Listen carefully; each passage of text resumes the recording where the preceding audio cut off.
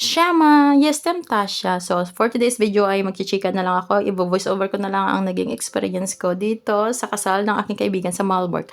Alam niyo ba, habang nakaupo ako at tahimik na pinapanood ang wedding ceremony, hindi ko talaga maiwasang maging emosyonal habang nakatingin ako sa bride at groom na unting-unting lumalakad papunta sa panibagong yugto ng kanilang buhay. Napaisip din ako sa sarili kong journey. Oh my God! Parang kailan lang sa Pilipinas pa ako at nangangarap lang na mas magandang kinabukasan. Dumaan ako sa maraming pagsubok, nagtrabaho sa ibang bansa at hindi ko kailanman naisip na balang araw ay magkakaroon ako ng sarili kong pamilya dito sa Poland. O, 'di ba?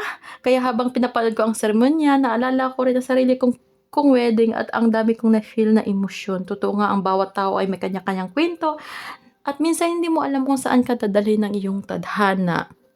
Isa pa sa nagustuhan ko rito ay ang pagiging simple pero napaka-elegante ng wedding ceremony nila. Walang sobrang grandeng eksena pero ramdam na ramdam mo ang pagmamahalan ng bride at groom. Makikita mo sa kanilang mga mata ang excitement, kunting kaba at higit sa lahat ang saya habang pinapangako nila ang kanilang pagmamahalan sa isa't isa. At syempre, sobrang thankful din ako dahil naging witness kami sa espesyal ng araw na ito. Hindi lang kami ang ordinaryong bisita, kundi naging bahagi kami ng isa sa pinakamahalagang alaala sa buhay nila. Isang malaking karangalan 'yun para sa amin at hindi namin 'yun malilimutan. Habang ako naman ay nasa seremony bilang witness, ang asawa ko ay nag-aalaga sa aking anak.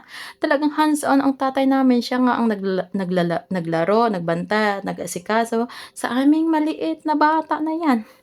Kaya ako'y hinihingal sa aking voice over.